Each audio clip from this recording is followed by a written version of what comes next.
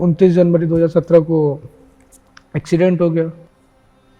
मुझे मेरे हाथों से मालूम हुआ, डॉक्टर ने पहले मेरे दाहिने हाथ के बारे में बताया कि 2 उंगलियां चली गई हैं, फिर उन्होंने हाथ के बारे में बताया, फिर पैरों के बारे में बताया। तो उस समय खुद में आया कि अब बचा ही क्या है, जीने के लिए कुछ बचा नहीं है। मैं ये बोलता हूँ लाइफ एक 30 सेकेंड की रील नहीं है। मेरे सामने बस एक ही सवाल था कि अब क्या। ये लगता है कि नहीं कुछ तो करना है, फिर वो आग मन में जलती रहती है कि ठीक है हम ट्राई करेंगे, हम अगर बचे हैं, हमारे पास ज़िंदगी है, लाइफ है, तो कुछ करने के लिए ट्राई करते हैं। जो 3 महीने मैंने एम्स में बिताए ट्रीटमेंट के दौरान, तो दर्द ना कभी बंद नहीं होता था, बस कम और ज़्यादा होता था। जेएनयू का जो रोल है वो कितना इम्पोर्टेंट है आपकी लाइफ में? बेसिकली अगर कोई पेड़ होता है तो पेड़ में जो मेन उसका जो तना होता है वो मेरे लिए जेएनयू है। सच बताऊं तो 3 सब्जेक्ट में मैं फेल हुआ। पक्का, इब्लियाइचिस, इब्लियाइचिस, नजेयुश। नजेयुश। हाँ, तो उसका लिटिल मीनिंग ये बनता है कि जब तक आप हैं तब तक उम्मीद है।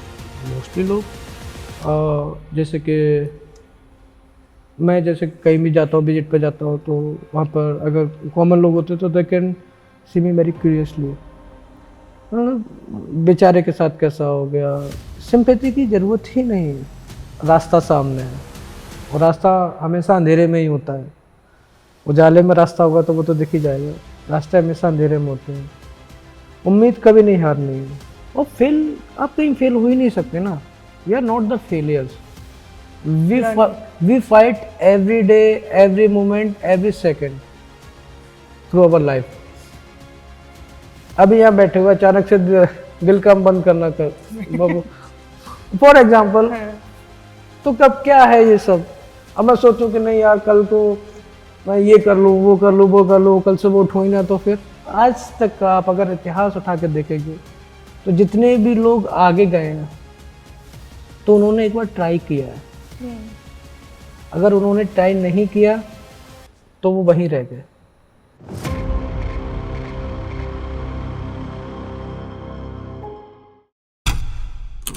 हेलो, मैं हूं स्वर्णा और ये है मिशन यूपीएससी का अगला एपिसोड। आज के जो हमारे गेस्ट हैं वो काफ़ी ज़्यादा खास हैं, क्योंकि उन्होंने ये साबित किया है कि अगर आप कोई सपना देख लेते हैं तो आपकी लाइफ में उस जर्नी में जितने भी चैलेंजेस आते हैं उससे कोई फ़र्क नहीं पड़ता है बॉस। अगर आपने सपना देख लिया तो आप उसे पूरा कर सकते हैं।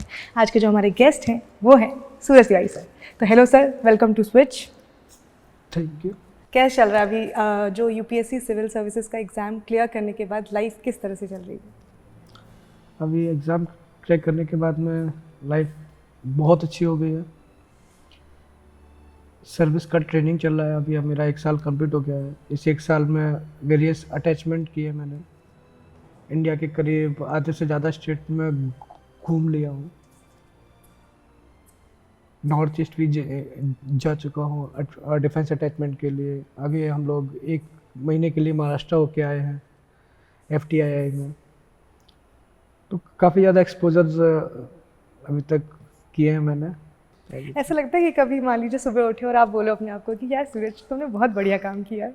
हाँ बिल्कुल, मुझे गर्व होता है अपने आप पर कि मैंने ये किया है, और फिर ये तो शुरुआत है मेरी, अभी तो बहुत ऊपर जाना है। अभी तो बहुत आगे जाना है।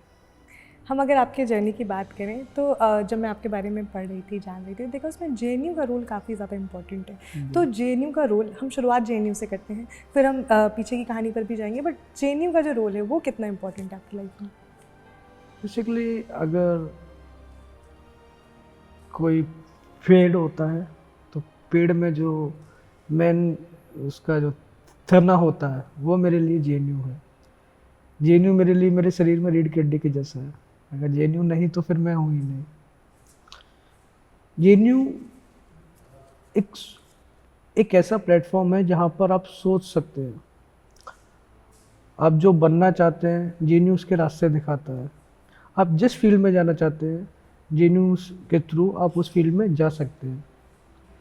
बहुत सारे जब मैं अटैचमेंट्स में जाता हूँ तो वहाँ लोग मिलते हैं तो अच्छा लगता है कि वो बताते हैं कि वो भी जेएनयू से हैं, मोस्टली ब्यूरोक्रेसी में बहुत सारी जगह पर बहुत अच्छी अच्छी पोस्ट पर जेएनयू के लोग हैं। तो मैं आपके सामने ही हूँ जेएनयू से। और जेएनयू में आने तक का जो जर्नी था, जेएनयू कैसे आया लाइफ में? JNU, after my accident, my treatment was going on in AIMS, New Delhi. So after 3 months of my accident, I was sitting outside in my wheelchair, and I saw a person who was also on wheelchair, Dr. Achans Gupta, and he is 100% person with disability and a brilliant scientist. He at that time he was engaged in postdoctorate in computer science. Oh wow. So they meet me. तो उनका language बोलने का थोड़ा issue है, cause of disability, he can't speak clearly. लेकिन मैं उनसे बहुत मोटिवेट हुआ। उन्होंने मुझे मेरे पास आए, नाम पूछा, ये पूछा एक्सीडेंट कैसे हुआ, मैंने बताया। फिर बोले कि आगे क्या किया है, अब तक ग्रेजुएशन में क्या किया है। तो मैंने बोला ग्रेजुएशन तो अभी तक मैंने किया नहीं, मैं सिर्फ 12वीं फेल हूँ। फिर उन्होंने बोला कि नहीं आप जेएनयू आ सकते हैं। फिर वो मुझे जेएनयू लेके आए। जेएनयू उन्होंने पूरा घुमाया, हर जगह दिखाया कि देखो आप व्हीलचेयर के थ्रू आप यहाँ जा सकते हो, आप फ्रीली घूम सकते हो, फ्रीली सोच सकते हो। तो मन में एक उम्मीद जगी कि हाँ जेएनयू के माध्यम से मैं अपने आप को एक बेहतर ज़िंदगी दे सकता हूँ। आपने बोला 12th फेल हैं आप, जी। तो वो उसकी क्या है, 12th फेल कैसे, किस तरह से? 12th फेल, मैं बचपन से ही बैक बेंचर रहा हूँ, तो पढ़ाई में मेरा इतना मन लगता नहीं था। और मेरे जिस कस्बे में मैं रहता हूँ वहाँ पर एक ही इंग्लिश मीडियम स्कूल है, महर्षि परशुराम पब्लिक स्कूल। तो मम्मी पापा को लगा कि नहीं अपने बच्चे को इंग्लिश मीडियम में पढ़ाएंगे, तो उन्होंने एडमिशन करवा दिया। हम तो बच्चे थे, हमें क्या पता है। एक हिंदी पट्टी वाली पेरेंट्स का ये भी तो होता है कि हमें जो एजुकेशन नहीं मिली, हमारे हाँ, बच्चों हाँ, को हाँ। उस तरह की एजुकेशन मिले। तो वहाँ से मैंने 8 तक इंग्लिश मीडियम स्कूल में किया। फिर 9 से लेकर 12 तक हमारे कस्बे में कोई स्कूल था नहीं। तो जो डिस्ट्रिक्ट है हमारा, तो वहाँ पर 9 से लेकर इंटर तक के लिए स्कूल थे जो इंग्लिश मीडियम थे। लेकिन मेरा इंग्लिश इतना अच्छा था नहीं, लेकिन बैकग्राउंड था, तो घर वालों ने बोला कि यहाँ पढ़ो, तो वहाँ पढ़ने लगे। 9th किया, 10th किया, 72% मार्क्स आए। 9th में पास हो गए थे? हाँ, 9th और 10th आराम से हो गए। 11th में ही फेल हो गए। फिर 12th में गए तो इतना हार्ड सिलेबस था, मेरे लिए बहुत हार्ड था उस टाइम पे, मैं फेल हो गया। कौन सा वो था आपका? मेरा वो था, क्या बोलते हैं, ये social science arts department. Fail हो गए। फिर उसके कितने बाद सब्जेक्ट्स में? सच बताऊं तो 3 सब्जेक्ट में मैं फेल हुआ। फिर एक दूसरा हिंदी मीडियम कॉलेज है, तो उनसे बात की है कि 12th करना है, तो अगेन 11th एंड 12th उनके कॉलेज से फिर मैंने किया हिंदी मीडियम से। उससे मेरे 72% नंबर आए। यहाँ पर भी 72। हाँ, लाइफ चलता रहा, क्योंकि जनरल कैटेगरी से बिलोंग करते हैं, गवर्नमेंट जॉब का स्कोप आप समझ ही रहे हो। तो इसी था कि लाइफ में अब कुछ करना है थोड़ा सा। तो मेरी सिलाई की दुकान है, फादर मेरे टेलर हैं, तो सिलाई का काम मुझे मतलब आता है। बाई कास्ट में ब्राह्मण हो, तो मुझे वो पूजा पाठ वाला काम भी, वो भी मुझे काफ़ी अच्छा आता था। तो उस टाइम पे मैंने अपना पूरा सेटअप बना के रखा था, घर पे रहता। +2 के बाद? हाँ, एजुकेशन में आगे जाना नहीं था, मालूम था कि 12th में एक बार इंग्लिश मीडियम से फेल हो गए, आगे जाके स्टडी करेंगे तो कोई फ्यूचर नहीं है, गवर्नमेंट जॉब मिलेगा नहीं, फाइनेंशियली इतने स्ट्रांग है नहीं कि अगर कहीं पे देना पड़े तो वहाँ पे दे पाएँ। तो पहले से पता था कि ये अपना रास्ता नहीं है, छोटे मोटे एकेडमिक्स में नहीं जाना है, कुछ अपना हाँ, छोटा मोटा बिजनेस काम जो भी रहे वो मैंने स्टार्ट कर दिया। अच्छा खासा चल रहा था सब कुछ। ये कौन से 2014-15 की बात? हाँ, ये मतलब आप ऐसे मान के चलिए कि 2014 से लेके 17 के बीच की कहानी बता रहा हूँ आपको। 12th किस साल हुआ था आपका? 12th मेरा 2011 में। 2011। इसी चलते मैं यहाँ पर दिल्ली आ गए, ये यहाँ पे एक कंपनी में जॉब करने लगे। सब ठीक ठाक चल रहा था, अच्छी खासी सैलरी थी। अचानक 29 जनवरी 2017 को एक्सीडेंट हो गया। एक्सीडेंट, मेजर एक्सीडेंट हो गया। तो आप घर जा रहे थे? हाँ, उस टाइम पे मैं घर जा रहा था। ट्रेन में मतलब गेट पे खड़ा हुआ था, भीड़ काफ़ी ज़्यादा थी, संभाल नहीं पाया खुद को, तो गिर के नीचे। 3 महीने के बाद में, जैसा मैंने बताया आपको, डॉक्टर साहब मुझे मिले। उन्होंने जेएनयू के लिए काफ़ी मोटिवेट किया। मई में मैंने एग्ज़ाम दिया और एग्ज़ाम देकर यहाँ से मैं गया घर गया। तो वहाँ पर मेरा एक बड़ा भाई था, तो मैं करीब 18 मई को घर गया हूँ। अगले साल? वो उसी साल 2017 में ही। 17 में, हाँ। और 17 या 18 मई को मैं घर गया हूँ। 25 मई को मेरा बड़ा भाई था, तो उसका एक्सीडेंट हो गया, तो he died on the spot. Road accident? या सो वो भी एक बहुत बड़ा इम्पैक्ट हुआ। मेरा एक्सीडेंट हो गया, फाइनेंशियली घर की कंडीशन बहुत ख़राब थी, सोसाइटी पर्सपेक्टिव ही लोगों का चेंज हो जाता है। They talking about the various thing, अरे तुम्हारे तो पिछले जन्म में कुछ किए होगे, है ना, ये नहीं है, बहुत तरीके की बातें। लोग बहुत इनसेंसिटिव हो जाते हैं हाँ, ऐसे टाइम पे। हाँ। उनको लगता है कि कोई है पीछे जो कर रहा है। मैं पहले बहुत कुछ करके आया था, इसलिए मेरे साथ ऐसा हो गया, तो भगवान पे फलाना ढिमका चलता रहा। जून में करीब जेएनयू का रिजल्ट आया, तो फेल हो गए। 2017? हाँ, 2017 में ही पहला जो जेएनयू का एंट्रेंस दिया था, रिजल्ट आया, फेल हो गए। बहुत लगा कि कोई रास्ता ही नहीं बचा लाइफ में, उस क्या टाइम पे करें। एक्सीडेंट हुए 5 महीने 6 महीने? हाँ, फिर जनवरी में हुआ। 6-7 महीने ही हुए थे। इतने बड़े बड़े हादसे हो गए थे, मन में था कि अब कुछ करना है। देन उसी साल जेएनयू की हिस्ट्री में ऐसा हुआ है कि एक साल में 2 बार एंट्रेंस हुआ। तो उसी साल जेएनयू ने दोबारा एंट्रेंस कंडक्ट किया। नवंबर में शायद एग्ज़ाम था, दिसंबर में, और अगस्त में मैंने फॉर्म फिल किया। 3-4 महीने मैंने जो एक भी किताब नहीं छोड़ी एंट्रेंस से रिलेटेड। कौन कौन से एंट्रेंस की तैयारी करते हैं उस टाइम पे? मैंने उस टाइम जेएनयू के एंट्रेंस की, जो लैंग्वेज एंट्रेंस का एग्ज़ाम होता है, उसमें जीएस आता है आपका, इंग्लिश आता है। तो 2 ही सब्जेक्ट होते हैं। तो जीएस तो पूरा करंट अफेयर 2 साल का अच्छे से पढ़ा, एग्ज़ाम दिया। I was selected in Russian language. तो जब 2017 जनवरी में पूरा इंसिडेंट हुआ, फिर आप 3 महीने बाद एम्स में से मिले, हम जब देखते हैं कि इतना बड़ा एक्सीडेंट हो जाता है, तो फिजिकली प्लस मेंटली कितना ज़्यादा एग्जॉस्टिंग, अपने आप को ठीक कर पाना ही बहुत मुश्किल टाइम होता है। बहुत लोगों को सालों साल लग जाते हैं। उसके बाद आपने 3 महीने बाद ही सोचा एंट्रेंस की तैयारी करना है, तो वो किस तरह से? वो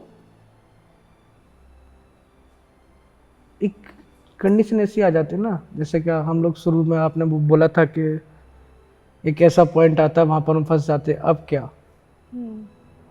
मेरे सामने बस एक ही सवाल था कि अब क्या। At that moment I am not able to do anything. मेरा एम्पुटेशन हुआ था, तो एम्पुटेशन में स्टार्टिंग में रहता है कि ऐसा हमेशा फील होता है कि आपके लिम्स हैं। इस चक्कर में ये सबसे बड़ा मेजर उस टाइम पे प्रॉब्लम था मेरे लिए।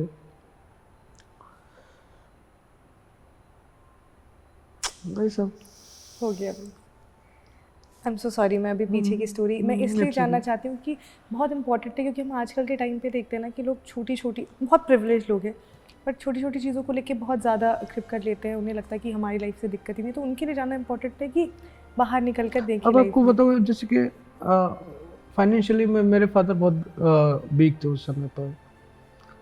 एकदम से मेरे एक्सीडेंट के बाद में मेरे ट्रीटमेंट में काफ़ी ज़्यादा पैसे खर्च हुए, तो इस वजह से और बहुत फैमिली प्रेशर में थी। ऊपर से मेरी पूरी लाइफ का सवाल था कि मैं जीऊँगा तो कैसे जीऊँगा, किसके सहारे जीऊँगा, कौन मेरा टेक केयर करेगा। और उस टाइम पर तो एवरीथिंग आई कैन डू, मैं अपने से कुछ कर नहीं पा रहा हूँ। तो उस समय ये लगता है कि नहीं, कुछ तो करना है। फिर वो आग मन में जलती रहती है, कि ठीक है हम ट्राई करेंगे, हम अगर बचे हैं, हमारे पास ज़िंदगी है, लाइफ है, तो कुछ करने के लिए ट्राई करते हैं। कोशिश करने में कोशिश करने में कोई अर्ज नहीं है। जब फर्स्ट टाइम आपको पता चला, अब 12th आप कर चुके थे, फर्स्ट टाइम जब पता चला एक्सीडेंट के बारे में, जब आप होश में आओगे तो फर्स्ट रिएक्शन किस तरह, मतलब क्योंकि सेल्फ एक्सेप्टेंस भी बहुत इंपॉर्टेंट है, क्योंकि लोग बहुत साल तो डिनाइल में रहते हैं कि ऐसा कुछ हुआ ही नहीं है, वो उनके मेंटल हेल्थ पे बहुत ज़्यादा इम्पैक्ट डालता है, तो वो एक्सेप्टेंस किस तरह से? एक्सेप्टेंस जैसे जैसे समय बीतता गया एक्सेप्टेंस आती गई। और सबसे पहली बार जब पता चला इस पूरे एक्सीडेंट के बारे में? पहली बार मुझे मेरे हाथों से मालूम हुआ, डॉक्टर ने पहले मेरे दाहिने हाथ के बारे में बताया कि 2 उंगलियां चली गई हैं, फिर उन्होंने हाथ के बारे में बताया, फिर पैरों के बारे में बताया, तो उस समय खुद में आया कि अब बचा ही क्या है, जीने के लिए कुछ बचा नहीं है। लेकिन डॉक्टर्स आर द गॉड, उन्होंने मुझे बहुत मोटिवेट किया, बहुत कुछ समझाया, मतलब ज़िंदगी हाथ पैरों से होती नहीं है, ज़िंदगी बहुत बड़ी है, बहुत तरीके की मोटिवेशन। लेकिन जो दर्द अंदर होता है कोई नहीं समझ सकता, शारीरिक भी हो रहा है, मानसिक भी हो रहा है, तो उसको आपको खुद ही काबू करना पड़ेगा। मतलब ये क्वेश्चन जो 3 महीने मैंने एम्स में बिताए ट्रीटमेंट के दौरान, तो दर्द ना कभी बंद नहीं होता था, बस कम और ज़्यादा होता था। दर्द की सबसे बड़ी समस्या ये होती है कि दर्द कभी ख़त्म नहीं होता, बस वो कम और ज़्यादा हो जाता है। I'm sure अभी आप उस तरह से बता रहे हो, बट उस टाइम में अनबेरेबल पेन, वो सारी चीज़ें। एग्जैक्टली मैं आपको बताऊं कि जब मेरा ये ड्रेसिंग वगैरह होता था, इसका पूरा हॉस्पिटल गूंजता था, इतना पेनफुल होता था। या क्योंकि अगर वो ठीक से इसकी सफाई नहीं करेंगे तो अगर कुछ भी जर्म्स रह गए अंदर या कुछ भी रह गए तो फिर से इन्फेक्शन हो जाएगा, फिर और ज़्यादा एम्पुटेशन करना पड़ेगा। तो और वो होश में रख के करते थे, मैं उनको कहता था मुझे बेहोश कर लो फिर कर लो। बोले कि अगर बेहोश कर लेंगे तो हमको मालूम ही नहीं हो पाएगा कौन सा अच्छा ठीक होगा कौन सा नहीं होगा। सो पेनफुल, बट आगे चल के अपनी आप बायोग्राफी लिखोगे तो सारे लाइन रहेंगे उसमें। ये क्वेश्चन काफ़ी पर्सनल है, बट हम देखते हैं बहुत सारे ऐसे इंसिडेंट जब होते हैं तो लोगों के मन में आता है कि लाइफ हम ख़त्म कर दें। क्या कभी ऐसे दिमाग में आया कि लाइफ ख़त्म कर देते हैं? बहुत बार आया, एक बार नहीं, मतलब जैसे कि जब भाई एक्सपायर हुआ, लोगों की बात है, फादर की कंडीशन, उनकी हेल्थ ठीक नहीं है, बाकी छोटे भाई बहन हैं उनकी रिस्पॉन्सिबिलिटी भी है, फिर खुद को जब देखते हैं कि यार हम कुछ कर ही नहीं पा रहे हैं, हम इन लोगों के लिए एक और बोझ के जैसे अपने आप को फील करने लगता है, तो मन आता है कि अब ख़त्म कर लो। लेकिन वही है कि अब उस काबिल भी है ही नहीं कि खुद को कैसे ख़त्म करेंगे। उस टाइम जब ये आता था थॉट दिमाग में, तो सबसे नेक्स्ट थॉट क्या होता था, किस तरह से इसको डील करते थे? नेक्स्ट थॉट क्या है, माइंड में आ रहा है करेंगे, फिर ये सोचते हैं कैसे करेंगे, फिर देखते हैं कि हम तो कर ही नहीं सकते, फिर ड्रॉप द थॉट, कुछ और सोच लेते हैं। ये तो जर्नी याद है। इसमें यूपीएससी कहाँ से आया? क्योंकि हम देखते हैं UPSC one of the toughest exam है इंडिया में, और लोग सालों साल प्रिपेयर करते हैं। 8 लाख लोग एग्ज़ाम मतलब के लिए अपेयर होते हैं, उसमें से 1000 लोगों की ही क्वालिफाई कर पाते हैं। तो ये एग्ज़ाम कहाँ से आया? यूपीएससी जेएनयू से आया, क्योंकि जेएनयू में जब एडमिशन हुआ मेरा 2018 में रशियन लैंग्वेज में, तो एक फॉरेन लैंग्वेज पढ़ना आसान नहीं है, क्योंकि आपको सिर्फ एक लैंग्वेज नहीं पढ़ना है, आपको उसका सब कुछ पढ़ना है, उसका हिस्ट्री पढ़ना है, कल्चर पढ़ना है, आर्ट पढ़ना है, लिटरेचर पढ़ना है, आपको पोएम्स पढ़नी है, पोइट्री पढ़नी, जो कुछ भी उससे रिलेटेड है सब पढ़ना है। और आप उसकी प्रैक्टिस नहीं कर सकते आसपास, क्योंकि आसपास सराउंडिंग। और सेकंड मेरे सामने प्रॉब्लम ये था कि अगर मैं जेएनयू से आउट हुआ तो मेरे पास फिर दूसरा रास्ता नहीं है, मैं कहाँ जाऊँगा।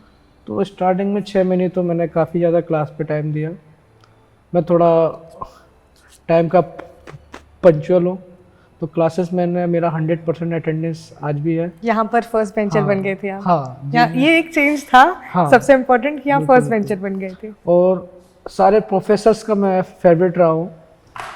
तो स्टार्टिंग में 1 साल रशियन लैंग्वेज के पढ़ने के चक्कर में लाइब्रेरी जाना शुरू किए, लाइब्रेरी में गए तो वहाँ लोग मिले, क्योंकि यूपीएससी की तैयारी कर रहे थे, कुछ लोग स्टेट पीसीएस की तैयारी कर रहे थे। तो धीमे धीमे मालूम हुआ कि यूपीएससी कुछ होता है, फिर यूपीएससी का एग्ज़ाम क्या होता है, सिलेबस क्या होता है। फिर पता लगा कि नहीं, बिना कोचिंग के तो कर ही नहीं सकते हो।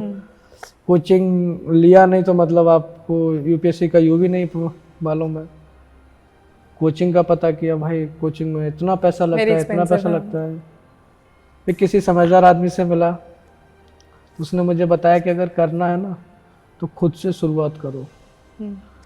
सारा सिलेबस ऑनलाइन अवेलेबल है, कुछ किताबें हैं जो लाइब्रेरी में अवेलेबल है, और जो थोड़ा बहुत मटेरियल जो नहीं भी है अवेलेबल, वो पहले जो है उसको कवर करो, बाद में उसका अरेंजमेंट किया जाएगा। कोविड आ गया, वेरी डिफ़िकल्ट फेज। उसमें पूरा कैंपस खाली हो गया, सब घर जा रहे थे, मैं भी गया घर। मैं 8 महीने घर रह के आया फर्स्ट वेव में 2020। फर्स्ट वेव में। तो वो जो 8 महीने मैं आपको बताऊं, जो घर पर मैं रहा, खाना नहीं है, लोग नहीं है। आप घर के बाहर निकल रहे हैं तो पुलिस वाले पीट कर आपको घर के अंदर कर दे रहे हैं। अब जो मजदूर आदमी वो क्या करेगा? मेरी तो सिलाई की दुकान है फादर की।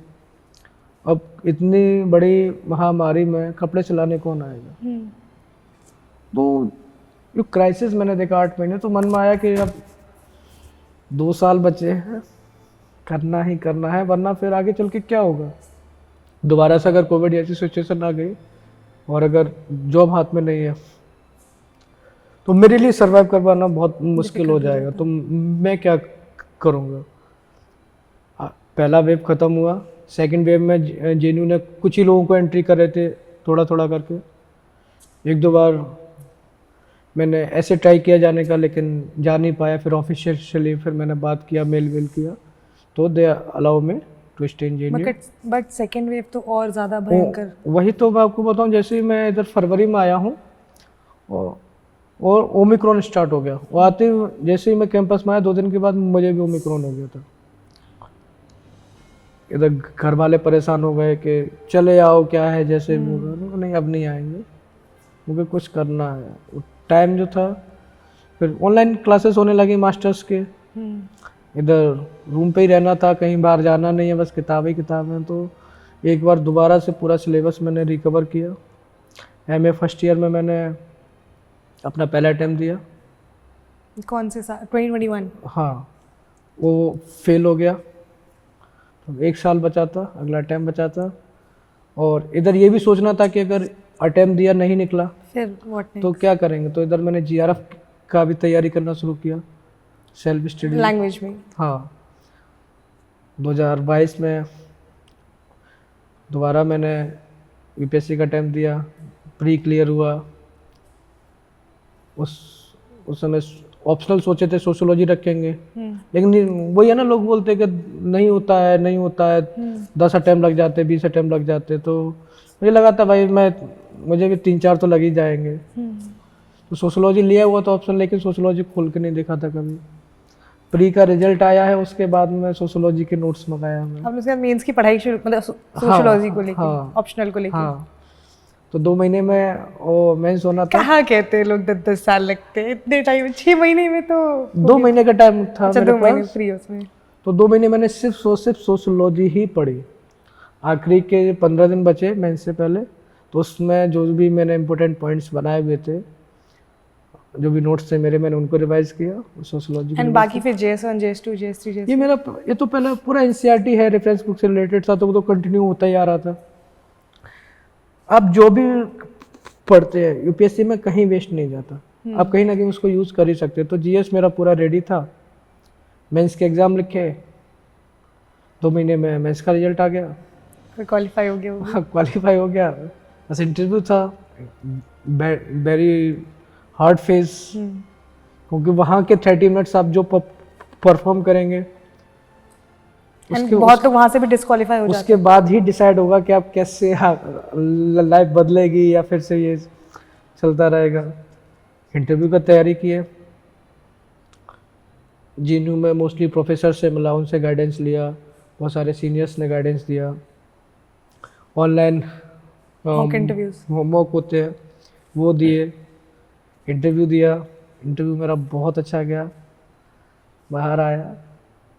इधर जिस दिन ये यूपीएससी का रिजल्ट आया उससे 2 दिन पहले ही जीआरएफ का रिजल्ट आया हुआ था, तो इधर मेरा जीआरएफ भी क्लियर हो गया, तो उसकी खुशी थी। उसके बाद 2 दिन में यूपीएससी का आ गया, डबल खुशी। 917 रैंक का। ये घर पे जो फर्स्ट कॉल किया उसका एक्सपीरियंस कैसा था? घर पे बताया, सब खुश थे। वो मोमेंट ऐसा है कि आप उसको एक्सप्लेन कितना भी करो, आप कर नहीं सकते वो मोमेंट, उसको जस्टिफाई नहीं कर सकते, वो बस मोमेंट होता है। घर पे सब बहुत खुश हुए जिस रात रिजल्ट आया। पूरे गांव से, आसपास के एरिया से सभी लोग घर पे मिठाई लेकर आए। वही लोग आए होंगे जो बोल रहे होंगे पहले, ये तो होता ही है। तो सब बहुत अच्छे थे। मुझे अच्छा ये लगता है कि कल जो भी थे, जैसे भी थे, आज साथ हैं। आज जब सब साथ है ना, मुझे इस बात की खुशी कि चलो सब साथ है मेरे। आप भी 18 घंटे पढ़ाई करते थे। हम सुनते ना यूपीएससी का एग्जाम मतलब 18 घंटे पढ़ाई। मैंने कभी घड़ी देख के पढ़ाई नहीं की।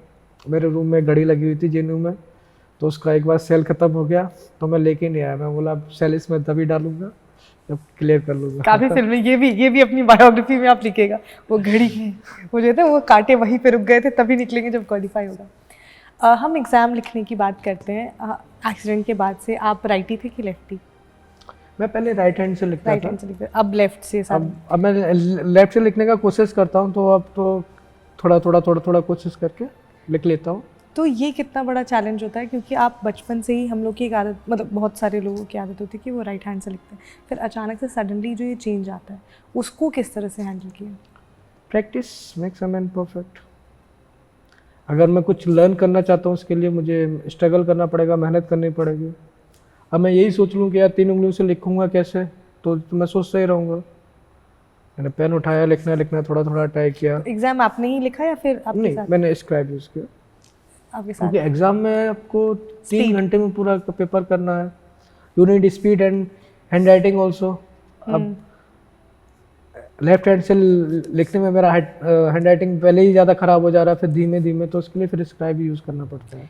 मोस्टली लोग जैसे कि मैं जैसे कहीं भी जाता हूँ, विजिट पे जाता हूँ, तो वहाँ पर अगर कॉमन लोग होते तो they can see me very curiously, बेचारे के साथ कैसा हो गया, बेचारा कितना अच्छा लगता है। मतलब वही डिफरेंस है, एम्पैथी दिखा सकते हैं बट सिंपैथी हाँ, उसमें आ जाते हैं। इवन सिंपैथी इस हिसाब से दिखाते हैं ना, कभी कभी कुछ फील होता है यार, इरिटेटिंग लगता है, बहुत इरिटेटिंग लगता है। सिंपैथी की ज़रूरत ही नहीं है आपको। एम्पैथी अगर है आपके पास तो आप दिखाओ, नहीं है तो कोई ज़रूरी नहीं है। अब आप किसी पर्सन में डिसेबिलिटी से या किसी से अगर आप 2 मिनट की सिंपैथी दिखा दिए, उसके बाद आपको याद भी नहीं है कि वो है क्या, करना है। बट उस इंसान के तो वो एक इंसिडेंट रिकॉल वैल्यू में तो उसके रह जाएगा, हो Yeah, सकता है उसके कॉन्फिडेंस को वो एकदम ही शैटर कर दे। अब मुझे पता है, मैं इतने लोगों से मिला हूँ, तो मेरे माइंड में पूरा है कि हाँ किसने मेरे साथ सिंपैथी दिखाई, किसने एम्पैथी दिखाई, कौन कैसा बिहेवियर कर रहा है, कौन कैसे बात कर रहा है। क्योंकि जो एम्पैथी दिखाता है उसे ही पता होता है, जो सिंपैथी दिखा रहा होता है उसको पता होता है कि हाँ बेटा ठीक है, हो जाएगा, तो मेहनत करो, ये करो वो करो, तो मालूम रहता है। और बाद में फील होता है कि यार हम घर में रिश्तेदार आए, लो 100 रुपये एक्स्ट्रा देके देखे, अरे लो ये रख लो तुम्हारे काम आएंगे। क्यों कर रहे हो? वो ज़रूरत नहीं। कुछ ऐसा करो जिससे कि वो खुद में चेंज आए, खुद में कैपेबल हो जाए कि वो खुद से अपने आप को आगे ले जा सके। हाँ, मतलब मुझे ये लगता है कि लोगों का जो देखने का नज़रिया है वो भी बहुत डिफरेंट है, और आई एम श्योर 2017 से पहले उसको समझना और अभी समझना is very like 2 different thing. So जैसे हम अगर कहीं पे चलते हुए भी देख लेते हैं, लोगों के मन में, जैसे हम लोग भी देखते हैं ना, बहुत सारे लोगों में बहुत एकदम वो कहते थे कि ये क्या हो गया, वो क्या, इंस्टेड ऑफ कि अगर उसकी जो अचीवमेंट्स होती है और वो होती है, वो सब ओवरशैडो हो जाती है एग्जैक्टली। तो जब आप सर्विस में आने के बाद ऐसा, अभी जैसे फील्ड विजिट पे गए, तो इसको लेकर, मतलब सिचुएशन को लेकर क्या ऐसा होता है कि कोई आपको कमतर आंकता है? मतलब कि उस होता है ना, लोग सिंपैथाइज करते हैं कि मतलब नहीं, अब नहीं होता है। मतलब सर्विस में आने के बाद कि सर्विस में आने के बाद कितना चेंज आया? बहुत ज़्यादा चेंज है। सर्विस में आने के बाद लोग मुझे अप्रिशिएट करते हैं, मुझसे मोटिवेट होते हैं। मैं जिस भी डिपार्टमेंट में जाता हूँ वहाँ पर एक दो लोग मिल ही जाते हैं कि सर आपका वीडियो देखा है, आपको जानते हैं, काफ़ी मोटिवेटेड फील होते हैं, पिक्चर्स क्लिक करते हैं। तो ये सिंपैथी नहीं, ये एम्पैथी है, ये रिकॉग्निशन। उनको पता है कि हाँ आई कैन ऑल्सो डू। और वो कहीं अगर गलती भी मुझसे होती है तो लोग आके सिंपैथी नहीं दिखाते, एम्पैथी दिखाते हैं स्ट्रिक्टली मुझसे, ताकि मैं उस चीज़ को सुधार सके। उस चीज़ को समझूं, जान सकूं। कोई आगे ये नहीं कहता अरे यार इसके हाथ पैर नहीं तो कैसे करेगा, नहीं। एम्पैथी करने वाले लोग आते हैं, काम देके जाते हैं। सिंपैथी वाले आते लाओ मैं कर देता हूँ। तो बहुत ज़्यादा चेंजेस है। हम इस पूरे प्रोसेस में देखते हैं कि जो पहले स्पेशली अब मैं आपके घर वालों की बात करती हूँ और आपके सपोर्ट सिस्टम की बात अगर करूँ तो इस पूरी जर्नी में सबसे सपोर्टिव आपका अगर सपोर्ट सिस्टम पूछे तो वो कौन सा रहा? मेरे पीछे support system family and then JNU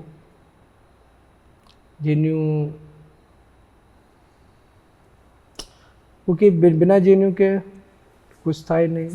JNU का मेरा रूम नंबर 5, उसका बहुत सपोर्ट रहा है। फैमिली ने हर जगह साथ दिया, जहाँ डिमोटिवेटेड हो गया वहाँ पे मोटिवेट भी किया। पापा को फ़ोन भी बोलते हैं पापा आप टेंशन नहीं लेने की ज़रूरत है? हाँ मैं अब नहीं बोलता हूँ, अब वो लेते भी नहीं है, वो तो आराम से अब दुकान पे बैठते हैं। मैंने उनको बोल रखा है कुछ करने की ज़रूरत नहीं है। बट उनका भी मन लगता रहता है। हाँ। तो रशियन उसमें भी तो बहुत सारे ऐसे लिटरेचर वगैरह में जो पढ़ने होते होंगे, काफ़ी ज़्यादा बुक्स वगैरह। तो अगर अभी फ्लुएंटली अगर बोलना हो, अगर एक मैसेज, उस मोटिवेशन मैसेज अगर रशियन में देना हो तो वो किस तरह से होगा? इंग्लिश में एक वर्ड है पक्का एवलियाइचिस नजेयुस। पक्का एवरियाइजिस नाचोस।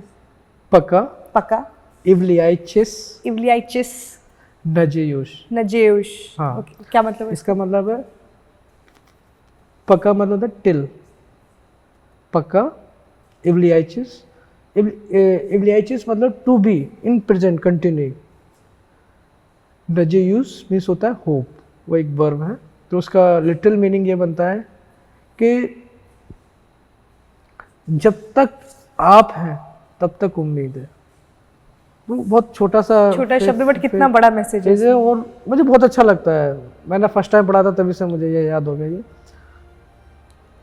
पक्का एवलियाइचिस नजेयुस, जब तक आप है तब तक होप है, आप ही नहीं तो होप किस काम की फिर। जब लाइफ हमें मिली है तो हम उसका क्यों ना पूरी तरह से उसको एक्सप्लोर। एल्बर्ट आइंस्टाइन ने भी तो बोला है there is a life there is a hope. हम अगर उन लोगों की बात करें जो लाइफ में जिन्होंने उस पोजीशन पे कि शायद वो अब गिव अप करने वाले लाइफ में, उनके लिए अगर एक मैसेज देना तो वो मैसेज क्या होगा? मैं तो बोलता हूँ कि रास्ता सामने है, और रास्ता हमेशा अंधेरे में ही होता है।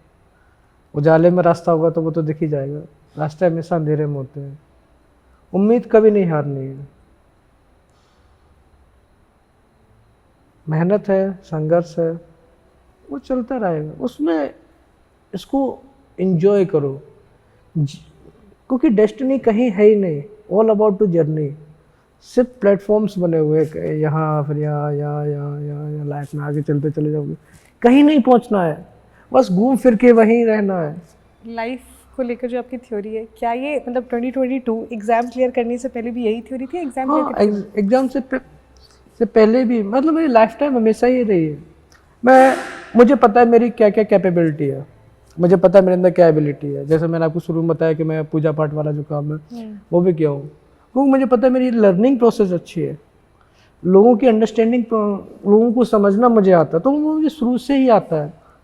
कुछ भी अगर इंसिडेंट्स हो जाता है तो मैं उसके पॉजिटिव आउटकम पहले देखता हूँ, तो किससे क्या क्या अच्छा हो सकता है, क्या क्या बुरा होगा वो तो देखा ही जाएगा, लेकिन क्या क्या अच्छा हो सकता है। वो लोग जो और यूपीएससी की तैयारी जो लोग कर रहे हैं स्पेशली, क्योंकि बहुत लोग हम देखते हैं ना कि बहुत लोग सेकेंड अटैम्प्ट थर्ड अटैम्प्ट में जाके एकदम हार जाते हैं लाइक, क्योंकि आजकल सुसाइड के केसेस भी बहुत ज़्यादा बढ़ रहे हैं। इसको लेकर हम कोटा देख लें, चाहे हम किसी भी जगह पे देख लें, कोचिंग इंस्टीट्यूट को लेकर, तो वो एस्पिरेंट्स चाहे वो IIT JEE की प्रिपरेशन कर रहे हो, या फिर AIP मेडिकल की प्रिपरेशन कर रहे हो, या फिर यूपीएससी की प्रिपरेशन कर रहे हो, या फिर किसी भी कॉम्पिटेटिव एग्जाम की प्रिपरेशन कर रहे हो, क्योंकि सारे कॉम्पिटेटिव एग्जाम्स काफ़ी डिफिकल्ट होते हैं और आजकल कॉम्पिटिशन काफ़ी ज़्यादा है। तो उन एस्पिरेंट्स के लिए क्या मैसेज होगा?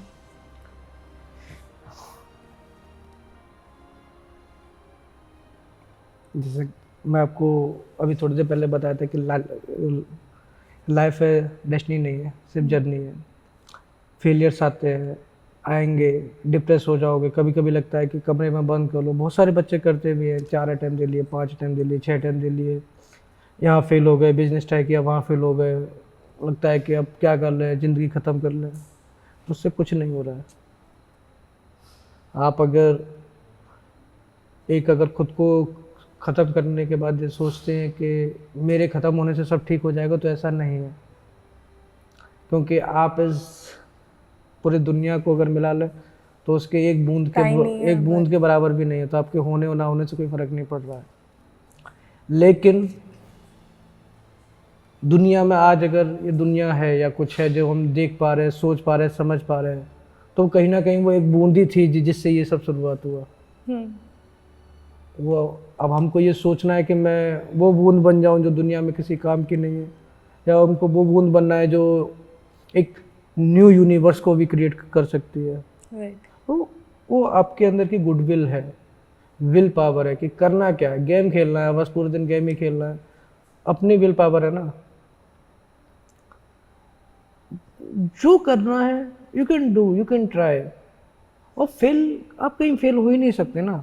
We are not the failures, we fight every day, every moment, every second through our life. अभी यहाँ बैठे हुए अचानक से दिल काम बंद करना कर फॉर एग्जाम्पल, तो कब क्या है ये सब। अब मैं सोचूं कि नहीं यार, कल को मैं ये कर लूँ, वो कर लूँ, वो कर लूँ, कल से वो उठो ही ना, तो फिर वो इतना नहीं सोचना। जो करना है दिल से करना है, और अभी करना है, जब मन करेगा जब करना है। सोचना ये नहीं कि यार अब ये कैसे करें, वो कैसे करें। हर प्रॉब्लम का सॉल्यूशन है। We just have to find out the right way, right direction, right guidance. अब आज के समय में हर बेसिकली जो भी आप किसी भी मोटिवेशन स्पीकर को देख लो, या आपको कोई भी गाइडेंस चाहिए, आपको यूट्यूब पर अवेलेबल है।